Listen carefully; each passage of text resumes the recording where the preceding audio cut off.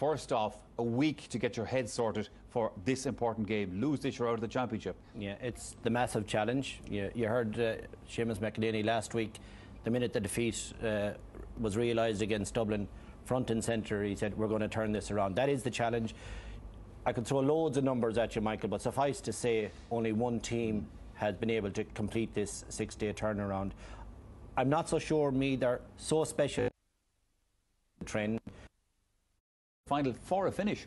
Yeah, Michael, the thing about it is, I know Kevin says it's a 6-day turnaround. Actually, no team has done a 6-day turnaround. Dublin's was a 7-day turnaround, so that extra day, you know, and this is Meath and Down are trying to make history today, so it was the last time for it. But listen, Dublin, if you take the Dublin defence, the zonal defence, I mean, the way they play, they're probably one of the strongest defences in the country, the way they say. Like, Laois's defence not be as good. Now, the young lads that played well against Kildare didn't really get going. They were both taken off on that match, you know.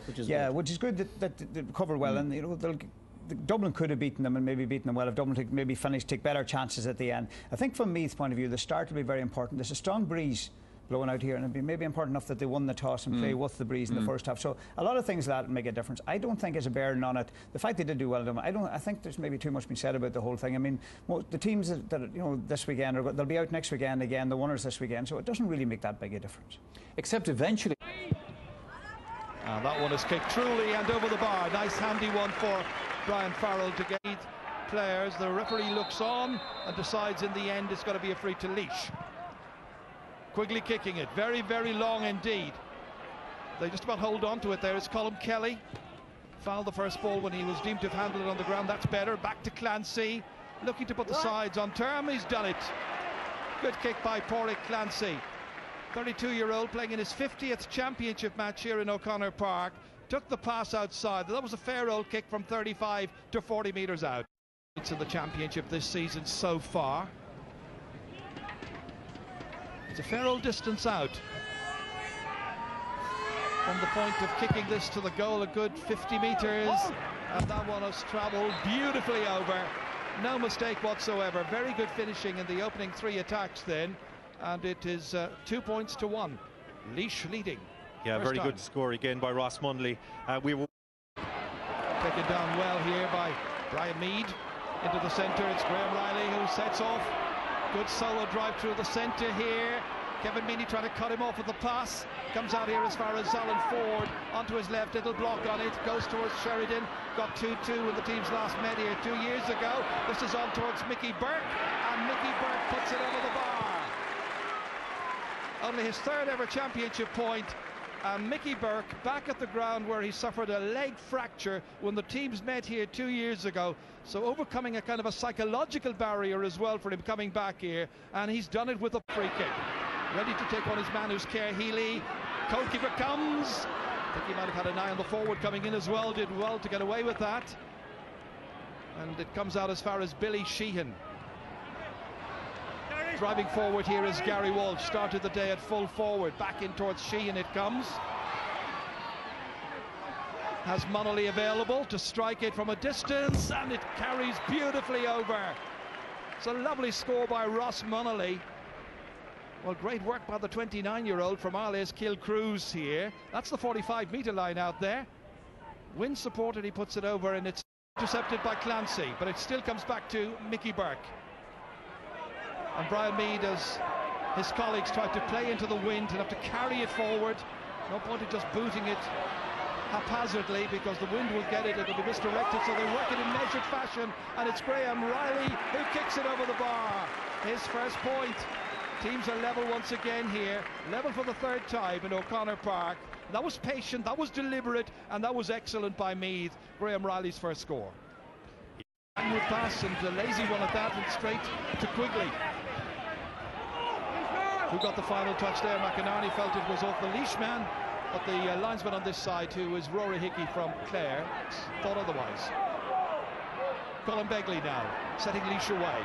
This is Darren Strong, living up to his name and booting that one from a huge distance out, and he puts it over the bar. His 3rd point of this year's championship, and it is Laois who lead again by 4 points to 3. Oh, that's some fantastic football. In fact, the Laois half-back line look really good. Darren Strong, John O'Loughlin is covering when Meath attack, and Conor Boyle got the goal the last day. They can score from the half-back line. right in the space of a week. 18 wides is an enormous amount. Is it a mental thing? Is it technical inability in front of goal? Is it a lack of confidence? That's Quigley hitting it. And that one's got all the way over. Nothing wrong with his confidence. Brendan Quigley over David Gallagher's crossbar. Should David Gallagher have come out here a moment earlier? No, difficult even when you look from there. Very hard to judge that wind. I suppose that the manager will be happy if they're creating the chances once they're not shooting from stupid. Cleverly worked down here. Billy Sheehan. And the Kerry native crosses the Meath 45-metre line. Beautifully transferred here. O'Connor. And the final shot has gone over the bar. And it's Damien O'Connor from Timahoe. That move was started by a Timahoe player, the goalkeeper, Owen Culleton, and finished.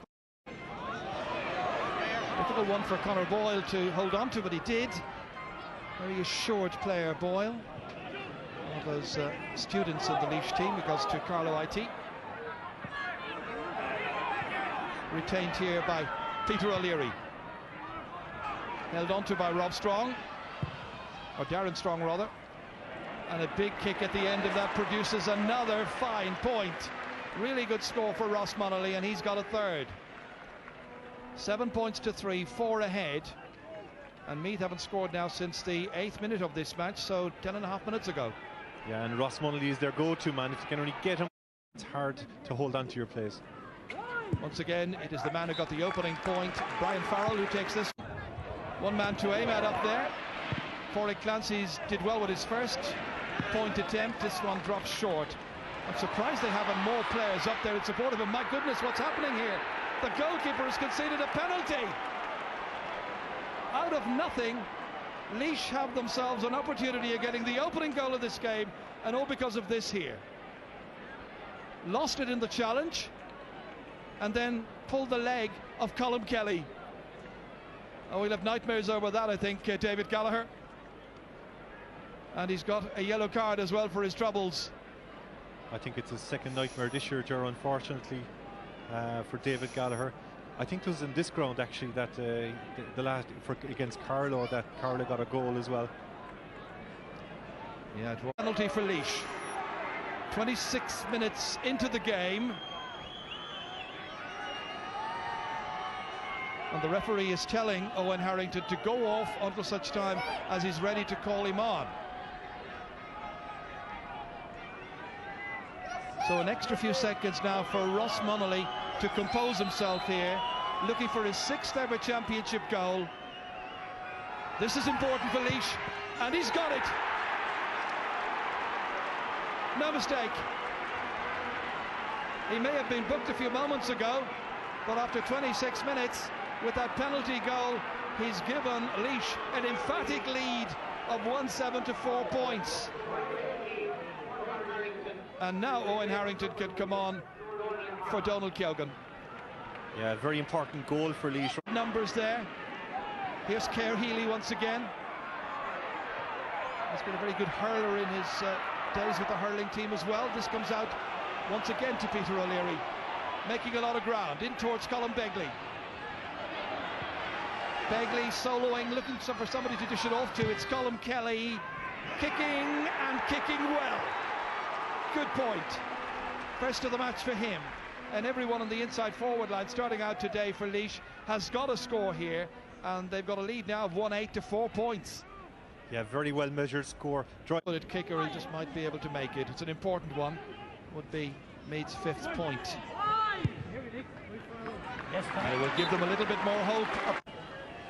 Deal with here. Rain lashing into his face, but he has the breeze behind him if he catches it well. Got a point from play a few moments ago.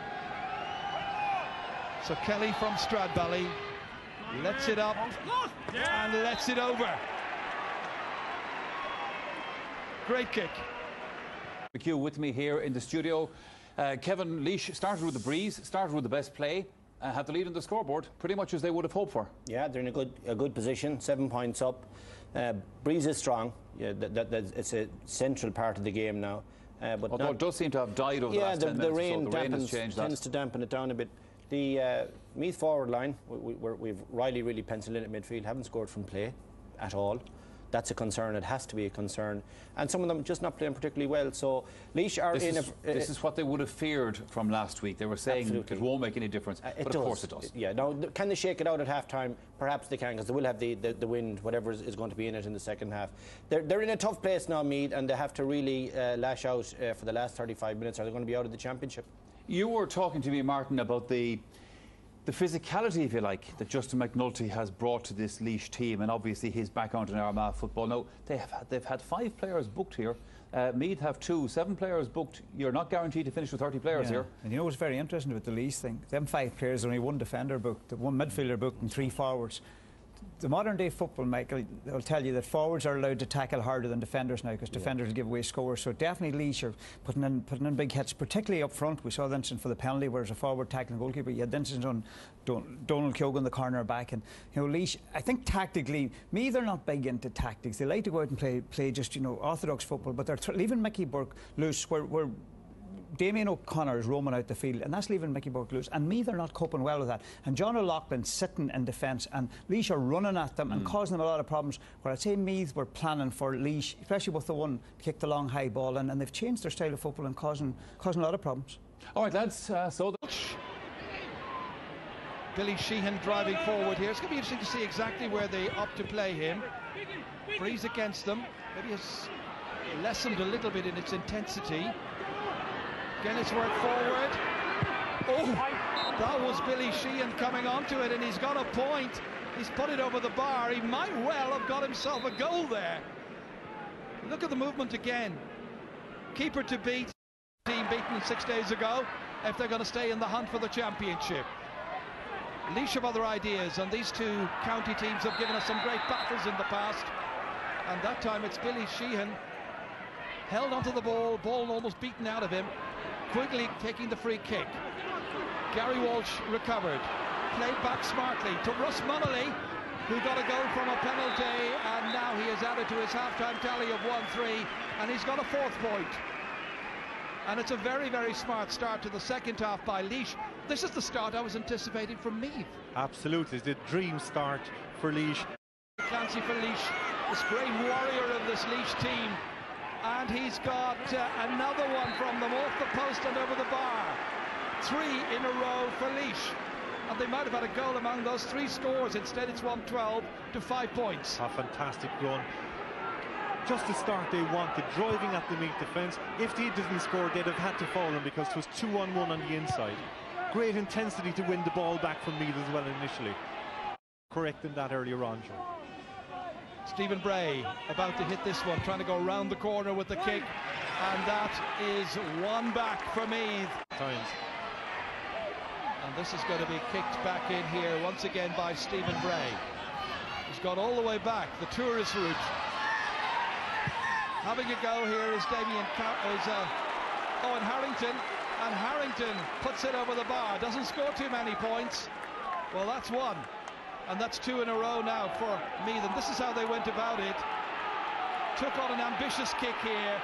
Big, huge drive from Harrington and over the bar. Point number 4 here from Freeze. Not going to miss one as easy. Wind supported. 4 points in the match so far. Leaving it up, hitting it, and guiding it over beautifully. Brian Mead now. Big one in, it's knocked down, here's the chance! Oh, it was there for Jamie Queenie. And every Meath man, woman and child here thought he was going to do it again. This was his angle. Neatly in here, as far as Paul Cahalan. And Cahalan dances over the challenges, holds it, looks for a support player. And that is kicked off an angle and kicked over the bar quite brilliantly. That is a fantastic score against the wind on the outside of his foot. Really skillful thing to do. Normally the ball slices off the outside of your foot, but he's some footballer. Still continuing to pour forward here. Looking for a miracle at this stage. Farrell played off. There's a return. And that's 1 back. Helped in there well by Pat O'Byrne. Got a goal against Kildare. He's got another one here. Is it too late? There is some 2 minutes left per stoppage time, and there's only a goal between the teams at 1:15 to 1:12. Meath know exactly what they've got to do. Stephen Bray taking it short. Now he can lob it in and they can go into the square as soon as he kicks it. And he's put that one wide. And another one has gone a-begging. Oh, if you had about 4 options, he took the wrong one. Absolutely, that ball should have been right in the square. We're into the last 10 seconds, but that's at least 10 seconds, and the referee could add on a little bit more. And the referee blows his final whistle, decides there is no further time, and it's Laois who beat Meath. Cadderburn got the goal very late in the match for Meath, but it wasn't enough. And here at O'Connor Park in Tullamore, it's Laois the winners. Laois 115, Meath 1 goal and 12. The bottom line is we give away too much ball at times, and we created opportunities and didn't take them, and we conceded some handy scores the other end. But listen, I couldn't have a bad word to say about the lads. They're battling qualities. The one thing for certain sure here is that there's battling qualities back in this Meath team. We've introduced 9 debutants over the last 2 years. They've played exceptionally well. We've played 6 championship matches in 2012, and that's great for Meath football. The thing I'm most satisfied with is the performance of my team. You know, they were very, very hungry, very, very disciplined, and really, really wanted to win that battle today, and that was demonstrated in their performance. And yeah, the adventure is over for the moment anyway for Seamus McEnany. Joe Brolly, Laois have always produced nice footballers, but one thing that we were remarking on is Justin McNulty, their manager there, certainly seems to have brought a physical element to their game as well since he's come in. Well, Justin would be one of the sort of DCU brigade who would have a very clear understanding of modern fitness requirements and all of that. So you can see in the physiques of the Laois players. But I think that the problem for them is that they beat a Meath team that doesn't have an arse in its trousers. What I mean by that is a team that hasn't had a consistent period of form where they've built up, you know, stability and all of that. And this was difficult for them after 6 days. And of course now Laois have to very quickly adjust their expectations to the real big time against the Dubs next Saturday. And the Dubs, who've been flat of late in Leinster, will want to put on a show at this stage. And I mean, it's a very, very difficult fixture for them, but they deservedly beat Meath, given the limitations of that fixture. From Meath's perspective, you know, it was a big, big ask. It was. I mean, we were talking about that last evening down there, Pat, this weak turnaround for Meath. There was also another aspect to it, which we were discussing, is the lads were saying before the match, whoever gets the breeze will have a big advantage because it was quite strong down there. Laois got the breeze and they decided to start pelting over points. They did, and from all angles. You know, one of the things that are sadly lacking in GA players and in GA inter-county management is common sense. And common sense dictates if you're playing with the strong wind, you let the ball do the work. That's number one. And if there's a blanket defence, you kick the ball over. And in the first half, that's exactly what Laois did. They kicked the ball, they used the wind, and they kicked the ball over the blanket defence. Brilliant point here from Ross Munley. What you might look